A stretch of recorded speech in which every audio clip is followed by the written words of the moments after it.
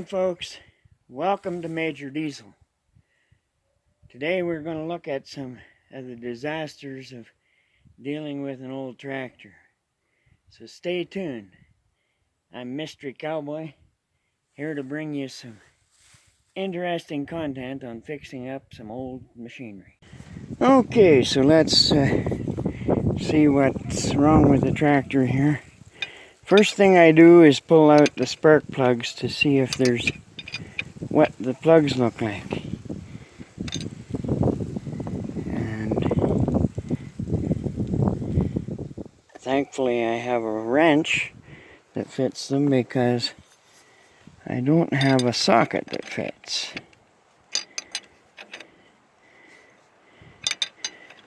But this drop angle wrench fits.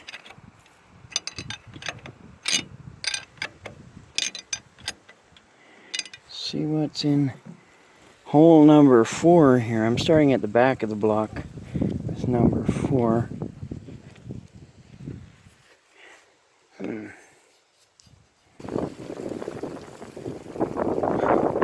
Oh, it looks like there is something making that cylinder wet inside.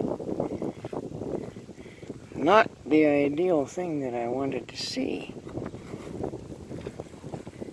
Let's find a stick here. Let's see if I can stick a stick down the hole. What comes out?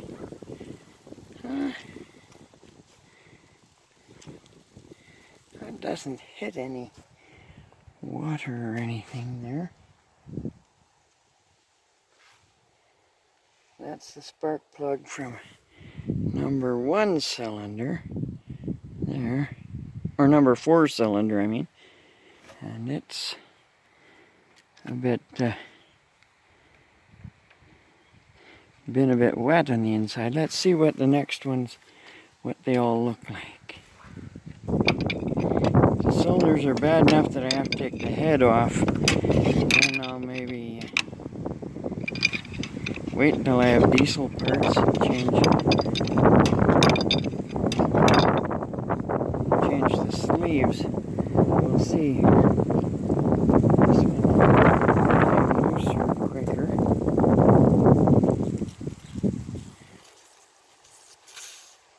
Whew. That one was wet on the tip. Yeah, I think it's wet too. But why would it hiss like that when I pulled it out? I don't know if you heard that. It kind of went when it came out. Let's see if there's anything. Doesn't seem to be water in that one either. I'm just sliding. Take a look at that plug there. I'm just sliding these plugs back in again. Just a few threads so I can remember which hole they came from.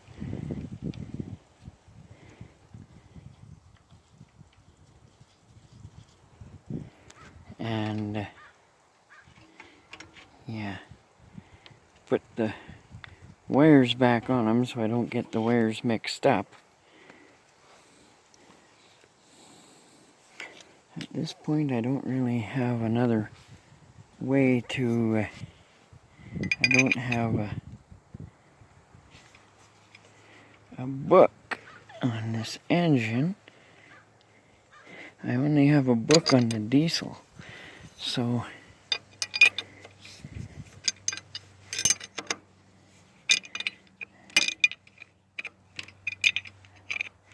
I don't want to go in too deep and then not be able to find out what the firing order was or that type of stuff.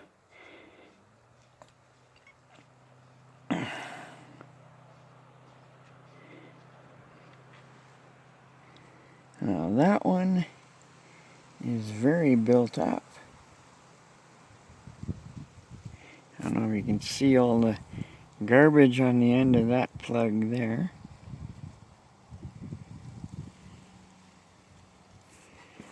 Very cruddy, but not looking wet. That one doesn't look wet. So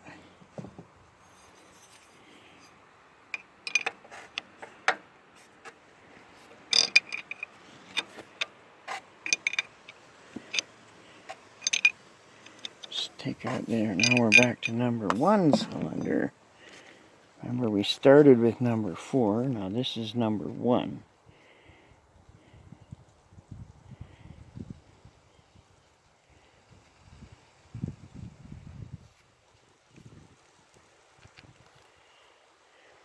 And oh, look at that one. It's got hunks of dirt on the end of it too.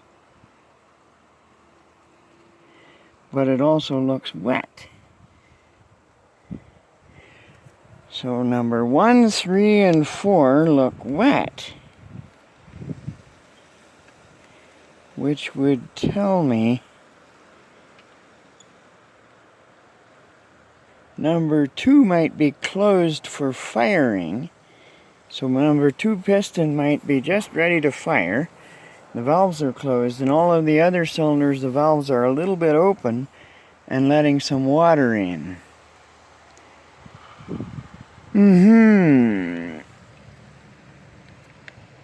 Well, that's not the nicest thing to find out, but it's inevitable. Okay, now let's see here. I'm going to look on this side here and see what's needed to take this carburetor off. Okay, right there, and right there. Okay,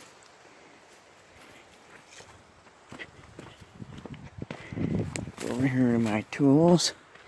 I don't have the best box full of tools in the country either, but I've got a 14 millimeter and a 5/8. It's probably 9/16, and a 14 millimeter wrench will be just a bit tight, but I think it'll work to take off the carburetor bolts. Yeah.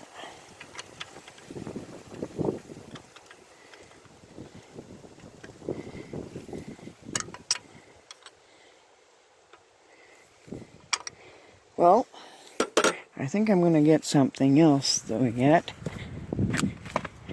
I need to look over here and see if I can find a 3/8 wrench. I think that's what it takes.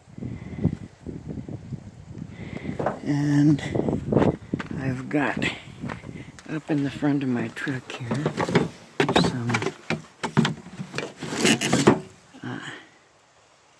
super freeze-off penetrant and WD-40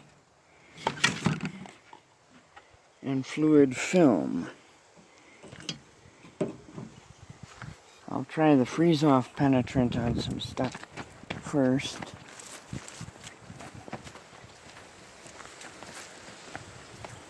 Okay, so we've got the lid of the toolbox here is a nice place to put it. We got WD-40, we got freeze-off penetrant, we got fluid film. And I got a 3/8 wrench here to take off the vacuum advance line. There's all kinds of spider webs all over this carburetor here. And I'm going to use this freeze-off penetrant. I'll put the little pipe on it here.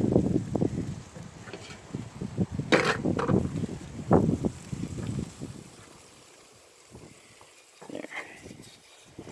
Okay.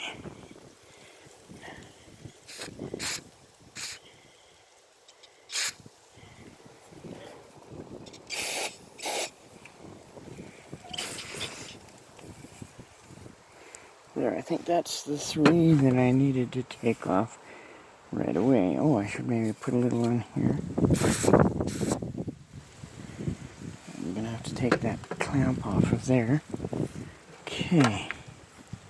Now I'm going to try the 3/8 wrench on here. Oh, no, that's smaller. Okay.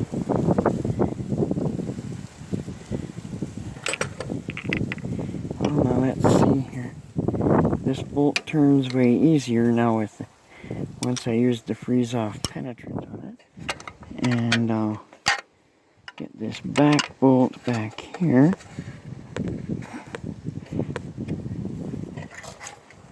Oh, there's our... Okay, I need a 1/2-inch wrench, I think. Okay, we'll get a couple more wrenches here.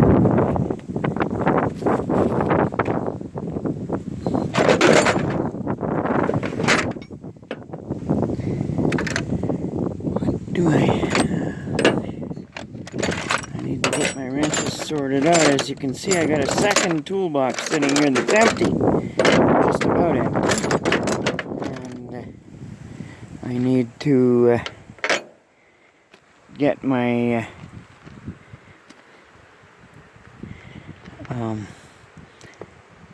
tools all sorted out that are clustered in this box.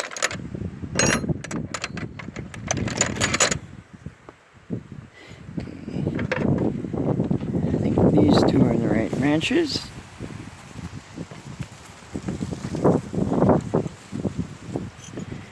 Let's see. Try this little one first. Oh no, that's halfway between. Okay. And this one here is something different again. Okay. But I should be able to put this wrench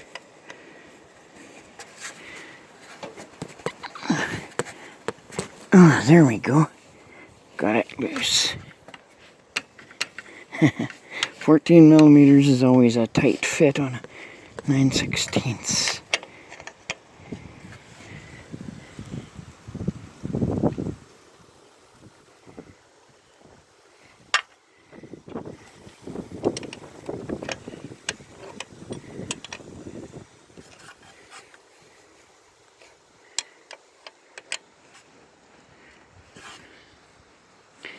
And as would be like English usually do,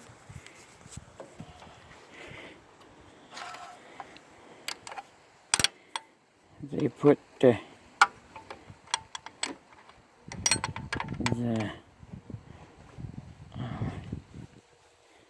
fine thread bolts wherever they can. And fine thread bolts take longer to screw off and hold a bit tighter. So in some ways they're good, in some ways they're a nuisance.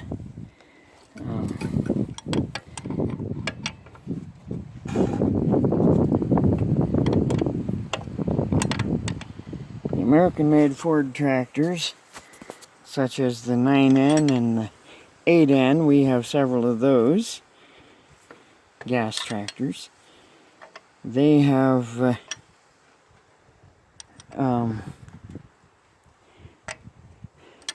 almost all the bolts on them are standard bolts. Nothing that is fine thread. It's all standard pitch thread, except on internal stuff inside the engine. So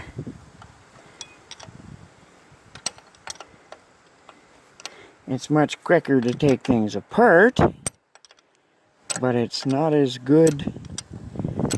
I mean, they can fall apart on their own.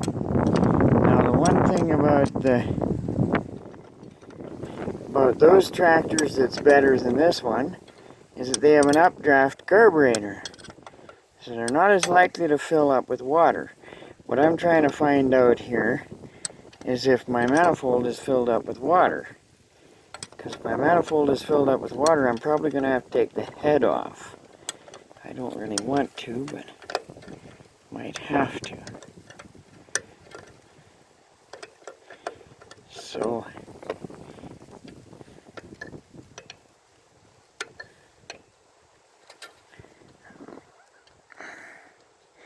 I do need to get myself a real 9/16 wrench.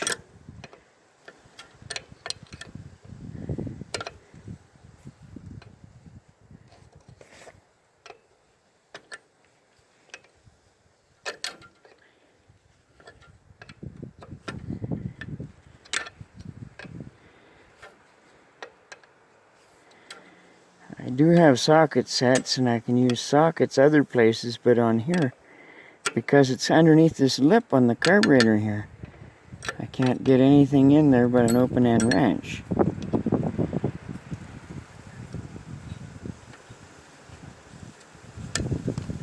There we go. There we go. That one's off. Now I have to get this one.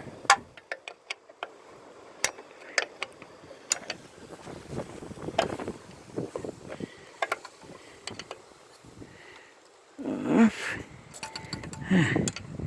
This is toughy.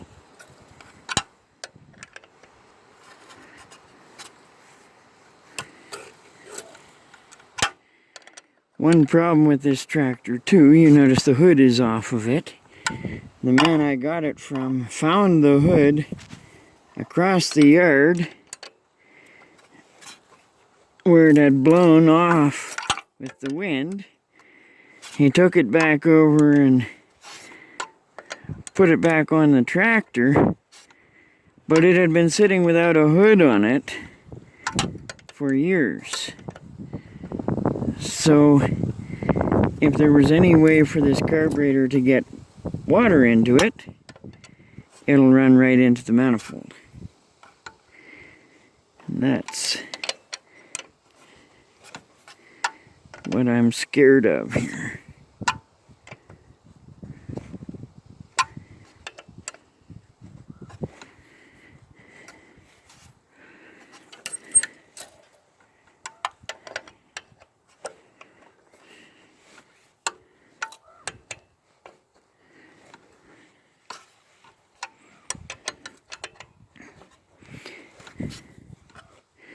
There's several ways to turn the motor over on these things.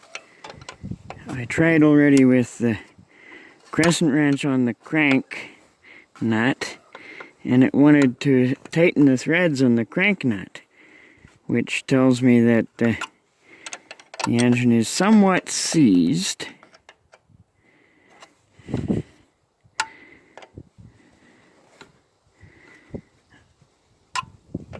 So the next way to turn the engine over is to put a bar in through the timing hole to the or to the flywheel. And that's probably what I'll try next here.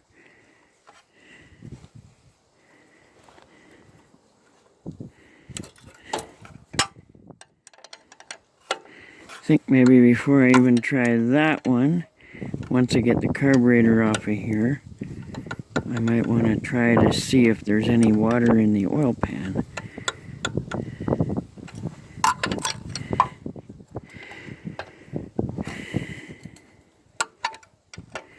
Farmers who use their tractors only 2 or 3 months out of the year oftentimes forgot all about doing oil changes. I bought one tractor one time. It was a Fordson Major. I bought it for a friend, helped him to get it going. We drove it home. Actually, the people who had it told us that it was perfect running shape, and they had used it all winter to feed their cows for 2 or 3 years with the 3-point hitch, moving round bales. They were very happy with it, and it was a good tractor, etc., etc. And so so the lady took me out there and showed me how to fire up the tractor. while we were firing up the tractor, I found out that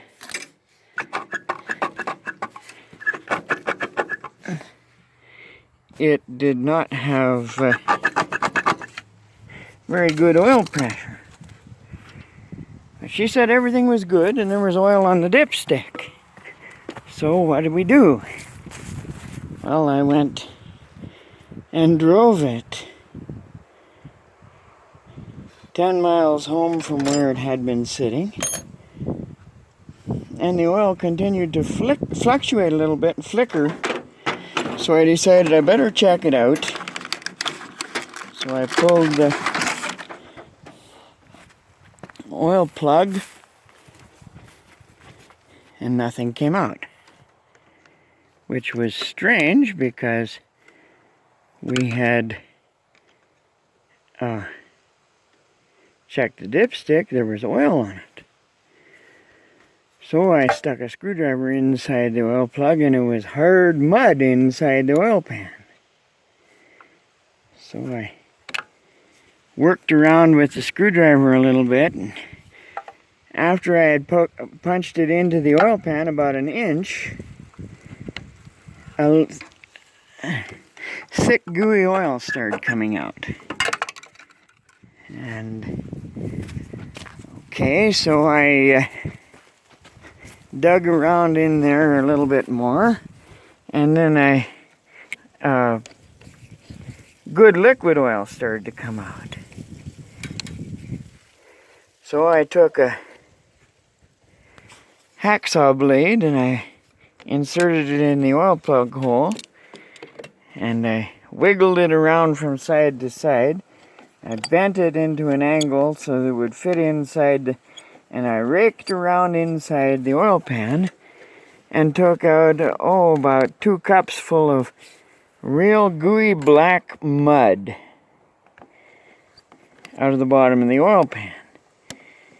And then the liquid oil all had run out by this time into a bucket, and it had about 2/3 the amount of oil that it was supposed to have in it, but it had been reading on the top of the dipstick. And there was no oil, no water in the oil or anything. So then I took the dipstick and, I took the oil hole and I raked around inside with a long piece of wire. I took a coat hanger and bent it around so that I could stick it in the hole and rake it all over the inside of the oil pan. And raked and raked and raked and got out another cup full of gooey mud.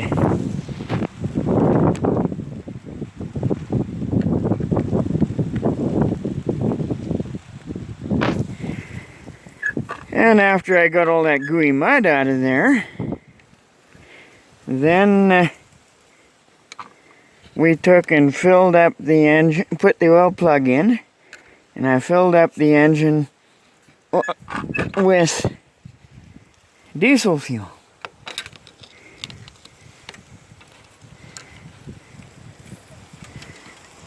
And then I started it and ran it for about 5 or 10 minutes. And then I took out all the diesel fuel.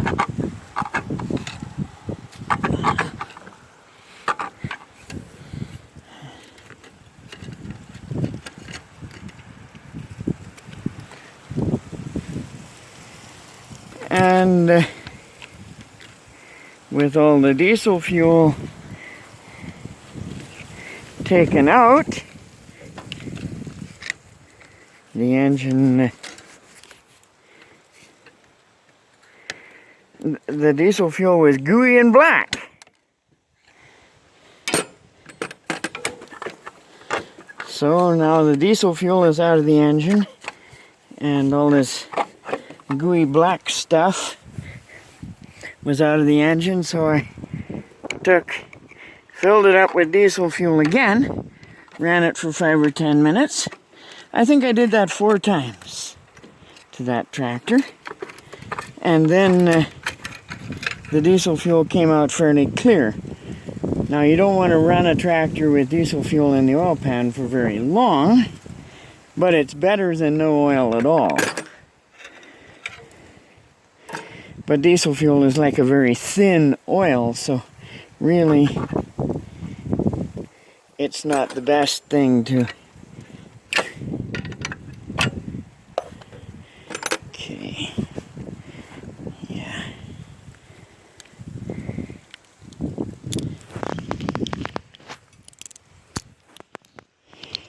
So we took all the diesel fuel out of it and then put oil in it. Put good 1540 engine oil in it, and we added a liter of STP.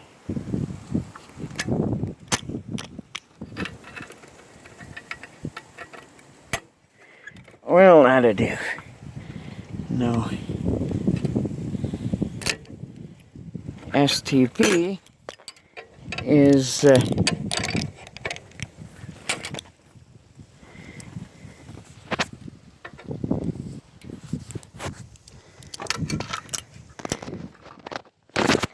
we go. STP is an oil additive that goes in between into the bearings and stays there and lubricates the engine from the moment it starts up.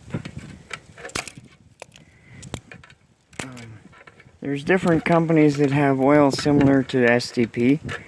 There's one brand is called Motor Honey. Lucas Oil Stabilizer has a similar brand to STP.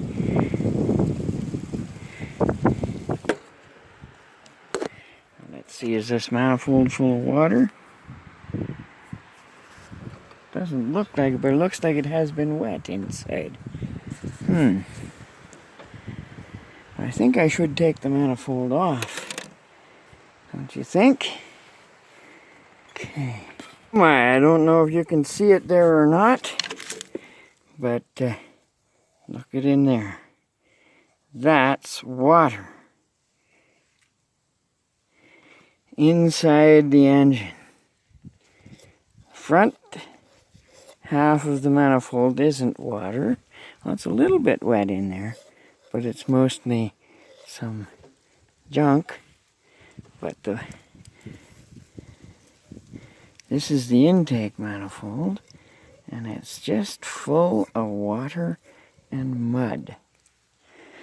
So you know what that means.